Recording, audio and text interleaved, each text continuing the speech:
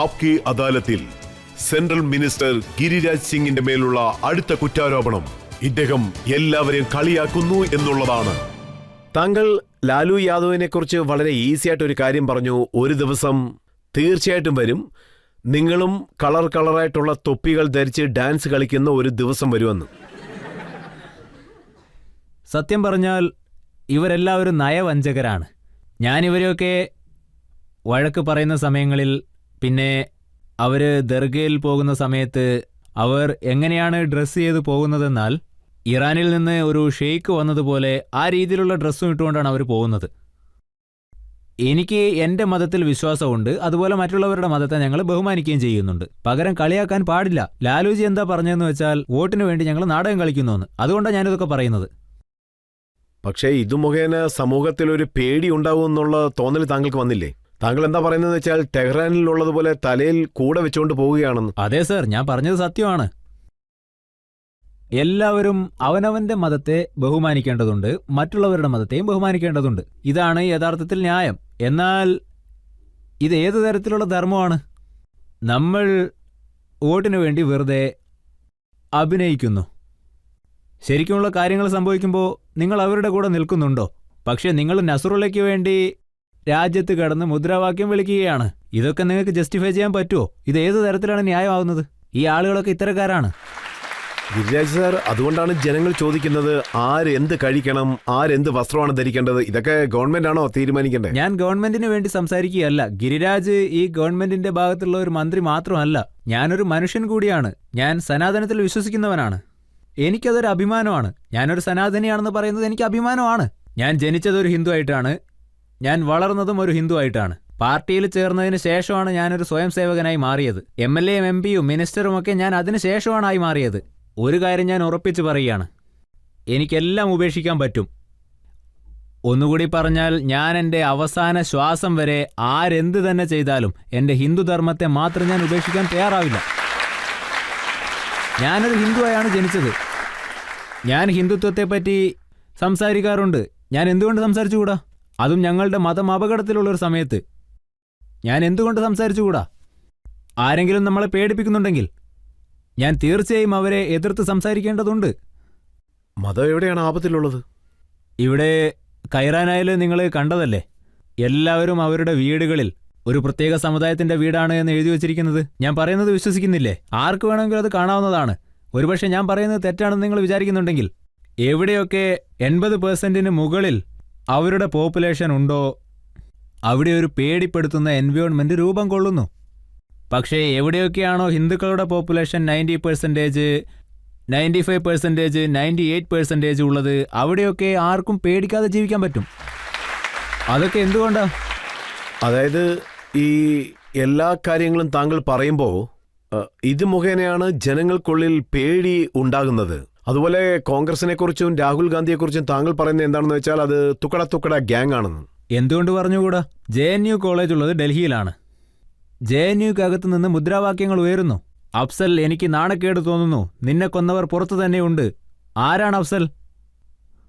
അവൻ പാർലമെന്റിൽ, ലോക്സഭയിൽ അറ്റാക്ക് നടന്നതിന്റെ മാസ്റ്റർ മൈൻഡ് തന്നെ അവനാണ്.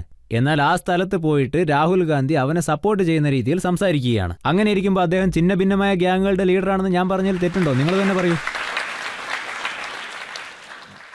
ശരി, ഞാനൊരു എക്സാമ്പിൾ താങ്കൾക്ക് പറയാം. സക്കീർ നായിക് റീസെൻ്റായിട്ട് മലേഷ്യയിൽ നിന്നും പാകിസ്ഥാനിലേക്ക് പോയിരിക്കുകയാണ്. പാകിസ്ഥാനിൽ അദ്ദേഹം ഒരു സ്പീച്ച് നടത്തിയിരിക്കുന്നു. ആ സ്പീച്ചിൽ അദ്ദേഹം എന്താ പറയുന്നതെന്ന് വെച്ചാൽ, ഇന്ത്യയിലുള്ള സമയത്ത് എനിക്കൊരു പ്രശ്നവുമില്ലായിരുന്നു. പാകിസ്ഥാനിൽ ഞാൻ എക്സ്ട്രാ സാധനങ്ങൾ കൊണ്ടുവരികയാണെങ്കിൽ അവർ എക്സ്ട്രാ ചാർജാണ് ചെയ്യുന്നതെന്ന്. ഇന്ത്യയിൽ അങ്ങനെ ഒന്നുമില്ലെന്ന്. അത് രാഹുൽ ഗാന്ധിയുടെ സമയത്ത്, അതായത് മൻമോഹൻ സിംഗ് പ്രധാനമന്ത്രിയായിരുന്ന സമയത്ത്, അതായത് അദ്ദേഹം ഉണ്ടായിരുന്നപ്പോൾ ഇന്ത്യയുടെ റിസോഴ്സസിന്റെ ആദ്യത്തെ പങ്ക് തന്നെ മുസ്ലിംസ് ആണ് എന്ന് അദ്ദേഹം പറയാറുണ്ടായിരുന്നു. അതുകൊണ്ടാണ് സാക്കിർ നായിക് അങ്ങനെ പറഞ്ഞത്. എന്നാൽ ഇന്ന് നരേന്ദ്രമോദിയുടെ ഭരണത്തിൽ അങ്ങനെയല്ല. അങ്ങനെയാണെങ്കിൽ മോദി സാർ ഇന്ത്യയെ മൊത്തത്തിൽ മാറ്റിയെന്നാണോ പറയുന്നത്? തീർച്ചയായും മാറ്റിയിട്ടുണ്ട്. സബ്കാ സാത്ത് സബ്കാ വികാസ്. ഒരു ഡയലോഗ് മാത്രമേ ഉള്ളൂ, അതോ സത്യത്തിൽ ചെയ്യണമെന്നുണ്ടോ? ഇത് തീർച്ചയായിട്ടും ചെയ്യാനുള്ളത് തന്നെയാണ്. നിങ്ങൾ നോക്കിക്കേ, ഇനി നിങ്ങൾ തന്നെ പറ, ഗ്യാസ് സിലിണ്ടർ വിതരണം ചെയ്തപ്പോൾ ഹിന്ദു മുസ്ലിം എന്ന വ്യത്യാസം നോക്കിയിട്ടാണോ നമ്മളത് വിതരണം ചെയ്തത്? വീട് നൽകി, ആ സമയത്ത് ഞാൻ റൂറൽ ഡെവലപ്മെന്റ് മിനിസ്റ്റർ ആയിരുന്നു. പഞ്ചായത്തുകളിലൂടെ ഞങ്ങൾ വീടുകൾ കൊടുത്തു. അതിലാരെങ്കിലും വ്യത്യാസം നോക്കിയിരുന്നോ? ജലവിതരണം ഉറപ്പുവരുത്തി, അതിലൊരു വ്യത്യാസവും നോക്കിയില്ല. 5 ലക്ഷം രൂപ ട്രീറ്റ്മെന്റിന് വേണ്ടി ആയുഷ്മാൻ കാർഡിലൂടെ കൊടുത്തു, അതിലും ഒരു വ്യത്യാസവും നോക്കിയില്ല. അപ്പോൾ ഇത് സബ്കാ സാത്ത് സബ്കാ വികാസ് അല്ലാതെ വേറെ എന്താണെന്ന് നിങ്ങൾ തന്നെ പറ.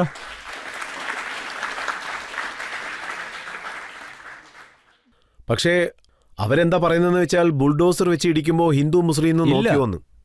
ഇത് അവരുടെ ചിന്തയാണ്. പക്ഷേ അവരെന്താ പറയുന്നത് വെച്ചാൽ എൻകൗണ്ടർ ചെയ്യുമ്പോൾ ഹിന്ദു മുസ്ലിം വ്യത്യാസം നോക്കുന്നുണ്ട്. ഇല്ല, കാരണം ഒരുപക്ഷെ കൊലയാളികളുണ്ടാവും, മറ്റ് മോശം വ്യക്തികളുണ്ടാവും. അവർക്കല്ലേ ശരിക്കും ശിക്ഷ കിട്ടേണ്ടത്. ആരാണോ ശരിക്കും തെറ്റ് ചെയ്യുന്നത്, അതായത് ആരാണ് യഥാർത്ഥ കൊലയാളി, ആ യഥാർത്ഥ കൊലയാളിക്കല്ലേ ശിക്ഷ കൊടുക്കേണ്ടത്. അതിലെന്താ ഇത്ര സംശയം? യോഗിജി ലൗഡ് സ്പീക്കർ ഓഫ് ചെയ്യാൻ പറഞ്ഞിട്ടുണ്ടെങ്കിൽ അത് മസ്ജിദിനും ബാധകമാണ്, ക്ഷേത്രങ്ങൾക്കും ബാധകമാണ്.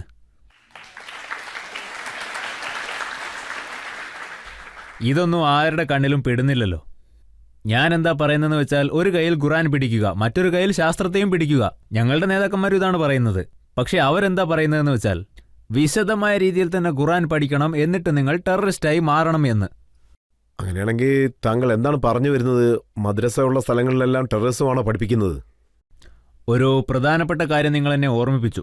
1947 2000, 3000 അല്ല, അതിനേക്കാൾ ഒരുപാട് മസ്ജിദുകൾ ഉണ്ടായിരുന്നു. എന്നാൽ ഇന്നത് 3 ലക്ഷത്തിലും കൂടുതലാണെന്നതാണ് വസ്തുത. രാജ്യത്തിന്റെ അതിർത്തികളിൽ, നേപ്പാളിന്റെ അതിർത്തിയിൽ ഒരുപാട് ആക്രമണങ്ങൾ നടക്കുന്നു. അവിടെ ഈയിടെയായിട്ടാണ് യോഗിജി മദ്രസകളിലെ സർവേ എടുത്തത്. അതിൽ എത്ര മദ്രസകൾ ആക്രമണം നടന്നു എന്നറിയോ? 500-ലും അധികം മദ്രസകളിൽ നിന്ന് ആക്രമണം നടന്നു. സോ ആക്രമണം നടന്ന മദ്രസകളിൽ, അതായത് അവിടെ വെച്ചാണ് ബോംബ് ആക്രമണം നടക്കുന്നത്. ഒരു ഗുരുകുലത്തിനകത്ത് ബോംബ് ആക്രമണം നടക്കുന്ന വാർത്ത നിങ്ങൾ എപ്പോഴെങ്കിലും കേട്ടിട്ടുണ്ടോ? ഏതെങ്കിലും സ്കൂളിൽ നടന്നതായി കേട്ടിട്ടുണ്ടോ? ഈ മദ്രസകൾ, പിന്നെ മസ്ജിദുകൾ, ഇവയാണ് ടെററിസ്റ്റുകളുടെ ഉത്ഭവസ്ഥാനം. അവിടെ നല്ല മനുഷ്യന്മാരെ സൃഷ്ടിക്കുന്നതിനു പകരം തെറ്റായ വഴികളിലൂടെ നയിക്കുന്നവരാണ് അധികവും. ഇതാണ് വാസ്തവം. ഗിരിരാജ് സർ, എവിഡൻസ് ഇല്ലാതെ ഇങ്ങനെയുള്ള കുറ്റങ്ങളൊന്നും ആരോപിക്കാൻ പാടില്ല. താങ്കൾ പറയുന്നത് ദേബന്ദ് അതാണ് തീവ്രവാദത്തിന്റെ മൂലസ്ഥാനമെന്ന്. നിങ്ങൾ അസറുദ്ദീൻ, ആ പാകിസ്ഥാനിലെ ആളുടെ പേരെന്തായിരുന്നു? അസർ മസൂദ്. അവര് ഏത് സ്ഥലത്തു നിന്നുള്ള ആളാണ്? അയാൾ ദേവബന്ദിന്റെ പ്രോഡക്റ്റ് ആണ്. അയാളെ ഞാൻ ടെററിസ്റ്റ് എന്ന് തന്നെ വിളിക്കണ്ടേ? പിന്നെ ഋഷി എന്നോ മഹാത്മാവെന്നോ എന്നോ വിളിക്കാൻ പറ്റുമോ എനിക്ക് അദ്ദേഹത്തെ? അവിടെ ദേവബന്ദിൽ ഒരുപാട് ടെററിസ്റ്റുകൾ രൂപം കൊണ്ടിട്ടുണ്ട്. ഒരുപാട് പേര് മരിച്ചും പോയിട്ടുണ്ട്. നിങ്ങൾക്കതിനെപ്പറ്റി അറിയോ? പക്ഷെ തീവ്രവാദികൾക്ക് പ്രത്യേക ജാതിയോ മതമോ ഒന്നുമില്ലല്ലോ. അവർ തീവ്രവാദികൾ മാത്രമല്ലേ? ഇത് നോക്ക്, നിങ്ങൾ പറയുന്നത് ഞാൻ അംഗീകരിക്കാം. തീവ്രവാദത്തിനു വേണ്ടി ഒരാളെ പ്രേരിപ്പിച്ച് വിടുന്നത് അത് അവന്റെ മതം തന്നെയാണ്. നമ്മുടെ രാജ്യത്ത് ഇതിന്റെ പ്രധാന കാരണം എന്താണ്? ഇപ്പോൾ നരേന്ദ്രമോദിജിയുടെ ഭരണമാണ് നടക്കുന്നത്. ഈയിടെയായിട്ട് ഇവിടെ ബോംബ് ബ്ലാസ്റ്റുകളൊന്നും നടക്കുന്നില്ല. പക്ഷേ 10 വർഷങ്ങൾക്ക് മുന്നേ ഒരുപാട് ബോംബ് ബ്ലാസ്റ്റുകൾ നടന്നു, ഒരുപാട് മൊഡ്യൂളുകൾ പിടിക്കപ്പെട്ടു. ഞാൻ എല്ലാ മുസ്ലിങ്ങളും ടെററിസ്റ്റുകളാണെന്നൊന്നും പറയുന്നില്ല. പക്ഷേ ടെററിസത്തിലൂടെ പിടിക്കപ്പെട്ട 99% ആളുകളും മുസ്ലിംസ് ആണെന്നാണ് ഞാൻ പറയുന്നത്. ഇതൊരു വാസ്തവം തന്നെയല്ലേ? എന്തു തോന്നുന്നു? അല്ല, താങ്കൾ പറഞ്ഞത് ശരിയാണ്. എല്ലാ മുസ്ലിംസും ടെററിസ്റ്റ് ഒന്നുമല്ല, അവരിൽ ചിലർ ടെററിസ്റ്റ് ആണെന്നുള്ളത് സത്യം. ഞാനും അത് തന്നെയാണ് പറയുന്നത്. മുസ്ലിംസ് എല്ലാവരും ടെററിസ്റ്റുകളല്ല, എല്ലാവരും അങ്ങനെയല്ല. പക്ഷെ ആരൊക്കെയാണോ പിടിക്കപ്പെട്ടിരിക്കുന്നത് അവയിൽ 99%ഉം മുസ്ലിംസ് ആണ്. ഇതിനെ ഞാൻ എങ്ങനെയാ പറയേണ്ടത്? പറ, നിങ്ങൾ തന്നെ പറ. നല്ല കാര്യങ്ങൾ ചെയ്യുന്നവരെ നമ്മൾ പ്രശംസിക്കേണ്ടത് ആവശ്യമില്ല. ഞാൻ പ്രശംസിക്കുന്നുണ്ട്. അത് വലിയവരായാലും ചെറിയവരായാലും എല്ലാവരെയും ഞാൻ പ്രശംസിക്കുന്നുണ്ട്. ഞാൻ നല്ലവരെയൊക്കെ താങ്കളുടെ അടുത്തേക്ക് അയക്കാം. ഉറപ്പായിട്ടും അയച്ചോളൂ. ഞാൻ അവരെ നന്നായിട്ട് ശ്രദ്ധിക്കാം.